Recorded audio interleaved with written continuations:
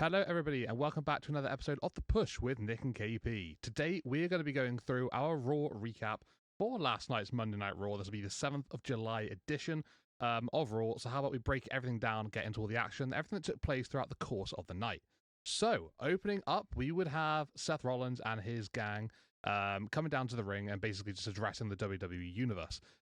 It would be Seth that would look to speak first, as he would normally do. Heyman would go to pass him the mic. But actually, Bron Breakker, he had something he wanted to get off of his chest. He would actually snatch the mic out of Heyman's hand before he could give it to Seth Rollins, and he would take things upon himself to kick things off here on Raw. So he would basically go on to say how much he detests Sami Zayn. This would be basically for everything to do with his look, to his music, to just the way he acts, the way he is, whatever. Anything you can think of, he basically just tried to slam Sami Zayn for. He would promise Zayn that he would maul him later on tonight because it would be one-on-one Sami Zayn versus Bron Breakker later on. Before then, he would eventually end up giving the microphone back to Paul Heyman. Heyman would then give the microphone to Seth Rollins, but pretty much straight afterwards, Seth would just hand it straight over to Bronson Reed because Bronson also had something to say. And he would be going one-on-one with Jey Uso later in the night. He would refer back to actually hitting Seth Rollins with 6 tsunamis all those months ago, like probably about almost like a year ago now, I want to say. But yeah, definitely through the later half of last year. And yeah, he would basically say that during that moment, he gained the respect of Seth Rollins, and he feels like he deserves more respect from people. He would say that, you know, he's going to tsunami the respect out of Jey Uso later on tonight during their match.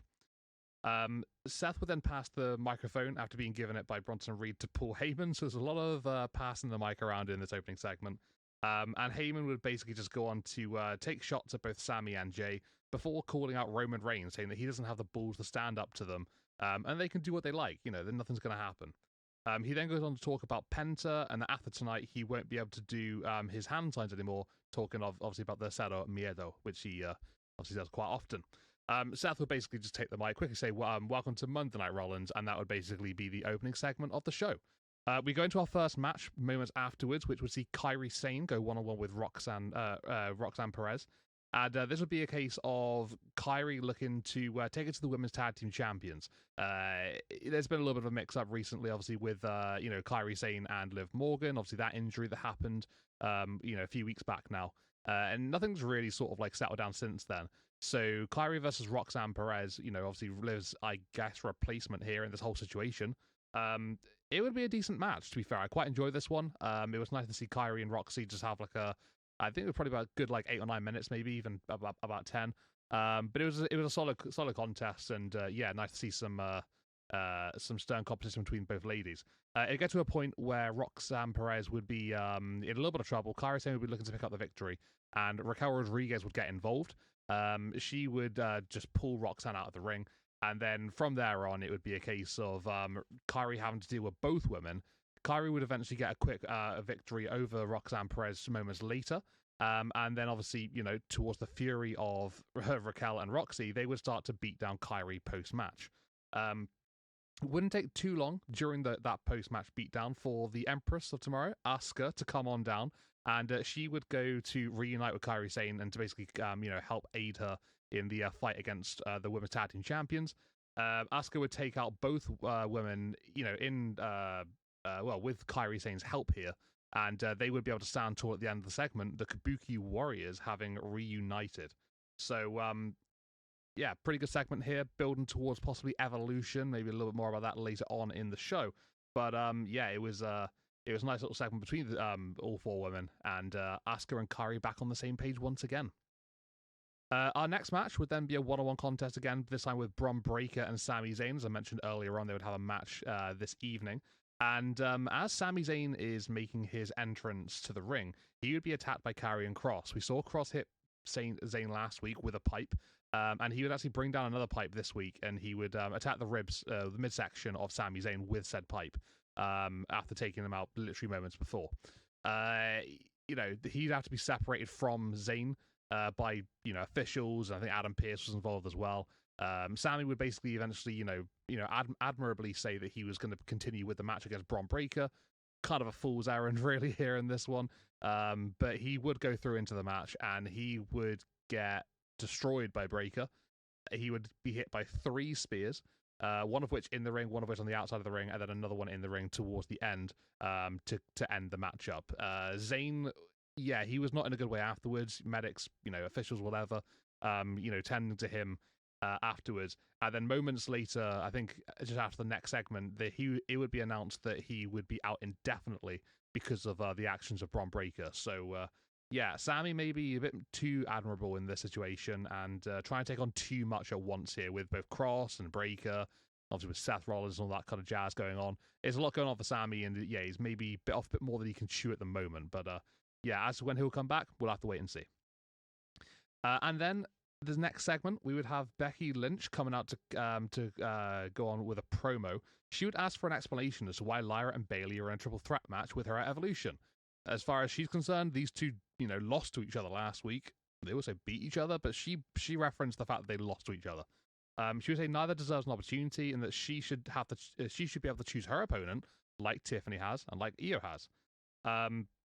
She claims that Bayley and Lyra are working together to take the title from her, sort of like in cahoots with one another, and that would be when Bayley and Lyra would both come on down simultaneously. Lyra says that Becky has officially gone absolutely nuts and that it's time for her to get her title back from her. Bayley would go on to say that she would be the champion if it wasn't for Lyra a couple of weeks ago, and that Bayley said that she doesn't need partners or friends, she just needs the Intercontinental Championship. Lyra then compares Bayley to Becky, saying, you're exactly the same as she is, but you know what, Evolution, I'm going to take the title from both of you disappointments. Bayley said that she watched Lyra's success all the way until she lost to Becky, in that Intercontinental Championship match, before she raised Becky's hand like a little bitch. After her saying that, a brawl would break out between the three women, resulting in Lyra standing tall at the end of the segment. So, regarding this first half of Raw, Nick, what did you think about it? We've obviously got Seth's gang going at it still, continuing to absolutely destroy Sami Zayn. That seems to never stop. Kairi Sane and Asuka reuniting, the Kabuki Warriors back at it again. Bet you're happy about that one. And then the women's IC title picture heating up before Evolution. Yeah, I like the opening segment. I felt like it was a very interesting dynamic, like a bit of friction there. I don't think we've really seen before. So that was interesting, something a little new. Obviously Braun taking the mic unexpectedly, and pretty good on the mic too. For me, I think that was kind of his one question mark, and yeah, I had no issues with that segment. So thought he did pretty well. And then Heyman, of course, is good as always. Granted, the entire segment was a bit repetitive in the grand scheme of things because they're all kind of doing the same thing. But regardless, I think having them open the show, I think, is great. And that crowd in Providence, man, they were hot for Seth Rollins and pretty much throughout the night. But yeah, great way to start off Raw. The Kairi Sane Roxanne Perez, I thought, was a pretty good, hard-hitting match as well. A bit sloppy at points. I think there was some communication issues there, which is very uncharacteristic of Roxy. You hate to say it, but I feel like Kairi maybe is having some issues in the ring. It just seems like it's kind of consistent. I don't know if that's just ring rust or what, but it does seem like most of her matches have these kind of. I know that's kind of a bit of her style as well. It's very strong style, if you will.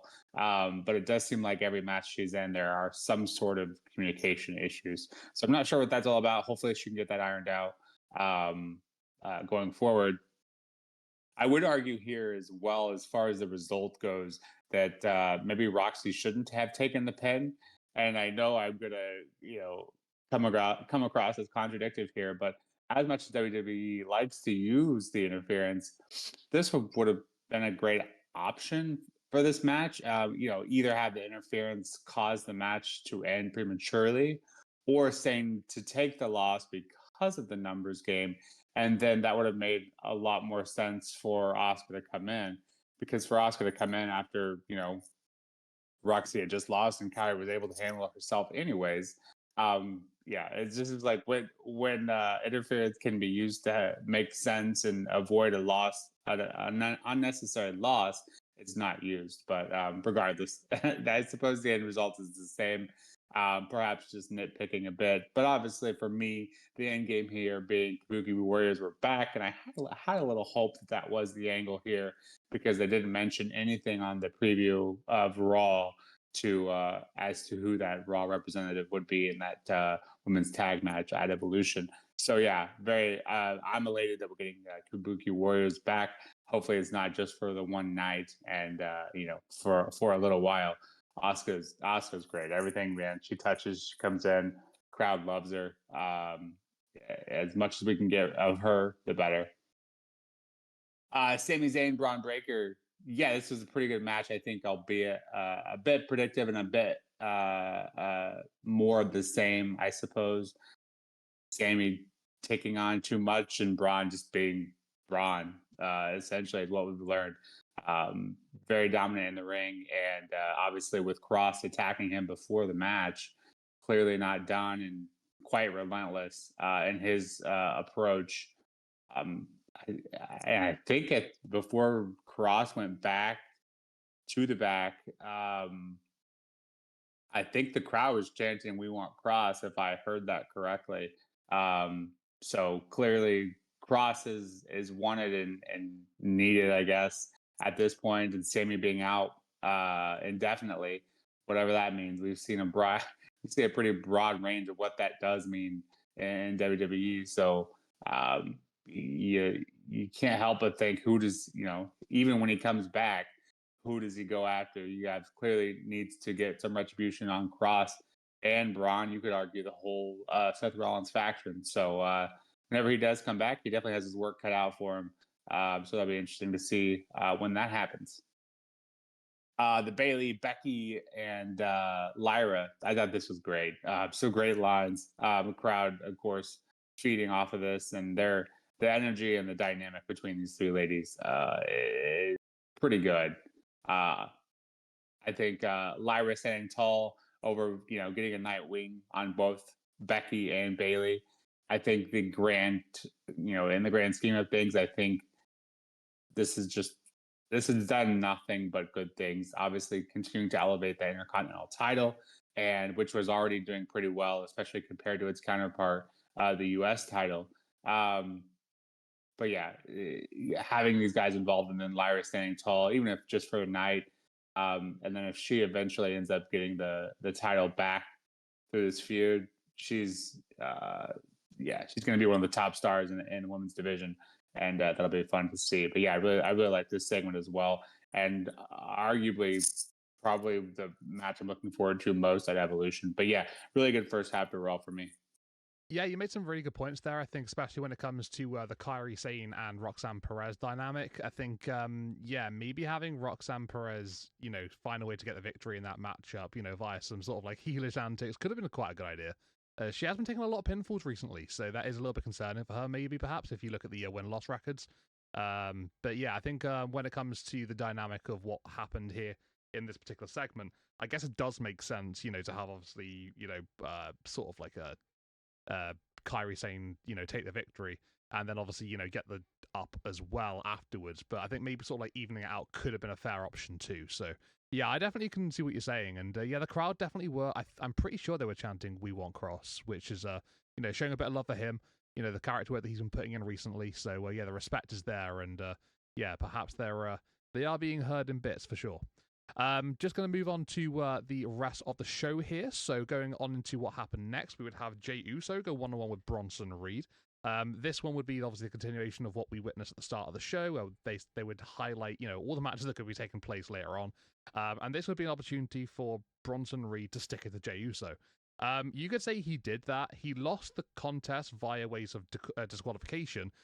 During the matchup, Bronson would be on the outside. He would actually launch a chair at Jey Uso, one of the commentary chairs by the looks of it.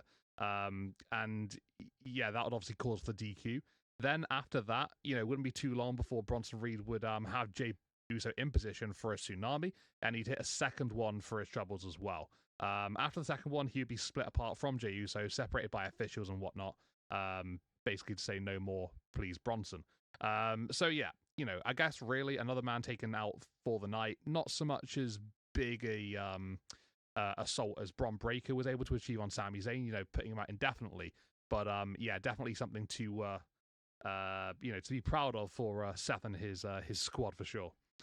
Going on to the next matchup, then this is probably my match of the night, if I'm being honest. We'd have El Grande Americano go 1-on-1 with Dragon Lee. This was a sensational contest. I thought both men really sort of left it all out there in the ring. They really managed to highlight what they were capable of doing, and whether you believe that this is Chad Gable or someone completely fresh, or just El Grande Americano, whatever you believe, he's talented. He's very, very good. And I think that both men were able to sort of like bring the best out of one another here. It was a high, energetic matchup, full of heavy hitting action, very fast pace, but it was fun to watch as well, very entertaining. El Grande Americano getting the win in the end via ways of the the headbutt, with a steel plate we assume was in his mask that he's obviously been doing for a long time now. We didn't actually see the steel plate itself, but the way he maneuvered it in his mask, it would imply that he was shifting it into position. So he had that running headbutt, and that would be good night for Dragon Lee and a win for El Grande Americano, continuing his good form, to be fair. Then into our next segment, we would have Gunter come on down to the ring. He would be speaking about Goldberg, and that so far, Goldberg's done nothing to respond to him, and that actually Goldberg is afraid of Gunter.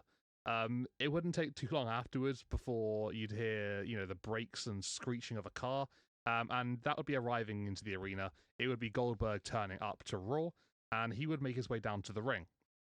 Goldberg would square up to Gunter, hitting it with a right hand before sizing him up with a spear, but Gunter would be able to get out of the way and get out the ring, rolling out to safety, leaving Goldberg to stand there and just stand tall at the end of the segment. It built towards their match at Saturday Night's Main Event this coming Saturday.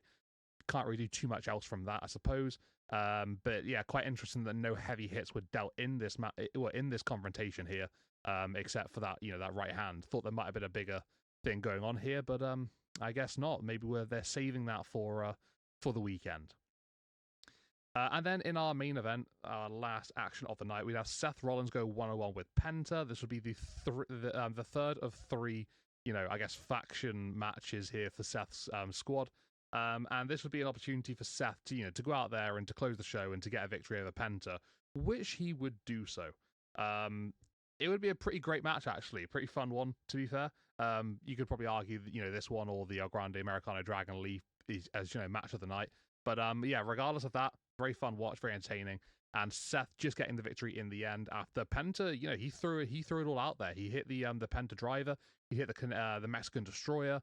Seth just able to get his hand on the ropes after the Destroyer, but it was one stomp, and that would be enough to put down Penta for the victory in what was a very back and forth matchup.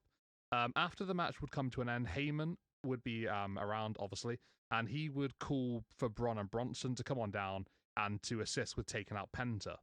But LA Knight had other ideas, and we've seen LA Knight getting in the face of Seth Rollins recently. He would hit Seth with a BFT whilst Braun and Bronson were walking down to the ring, and then he would flee into the crowd, getting the last laugh over Rollins for the night. Obviously they're building up their match at Saturday's Main Event. This is an opportunity for them to get that last little bit of one-upmanship against one another, and it would be LA Knight that would be on top of that for this particular situation. So Knight goes into Saturday Night's Main Event with big momentum, and Seth obviously, has to get one back on Knight. Can he do that at Saturday Night's Main Event? We'll have to wait and find out. But Nick, what do you think of the second half of Raw? We had 3 matches there, as well as that confrontation between Gunter and Goldberg. A lot going on. What did you make of it? Yeah, I thought the Bronson Jay match, I was actually looking forward to that dynamic. Clearly, as Michael Cole put it, though, that was never about the match. It was about making a statement. Obviously, Bronson did that, multiple tsunamis, trying to take out Jey Uso. I would argue if that was the point, probably should have hit a few more. But, maybe not wanting to take him out like he did Seth that long ago. So, yeah, I guess message received there. Just kind of was hoping for a little more, but it is what it is. El Grande Americano versus Dragon Lee. Yeah, El Grande Americano looking a little different in the ring. I love this angle so much. Even earlier in the night, being played on with the interview with Ivy Nile. I just love it. I love everything about it. Dragon Lee, obviously, I've said it before. I'll say it again. I'm sure anytime he's in the ring, he's impressive. I wish he was featured more. He deserves to be, but for whatever reason, he's not. So, but yeah, this was a great match. I would say this is the second best match for me personally. Graves and Cole were just going ham over the El Grande stuff the entire match. Was super entertaining, along with a great match. So what more can I say there? Yeah, it's continuing the same antics with the loaded mask being the deciding factor and getting the win there. So I very much am looking forward to that storyline going forward. Gunther and Goldberg. Yeah, I assume this is going to be just another solo Gunther promo. Um, and I was like, I don't know if we need to do this again. Thought maybe they just do a video package or interview or something for the night and call it good. But yeah, Goldberg actually making an appearance there, which very much needed. And him standing tall. You know what they say about the person that stands tall. So yeah, I thought this was better than just having Gunther do his own thing. So I'm perfectly fine with that. Um, yeah, and then the main event, Seth Rollins Penta. I thought this was the best match of the night for me personally, and just to guide to the top of their game.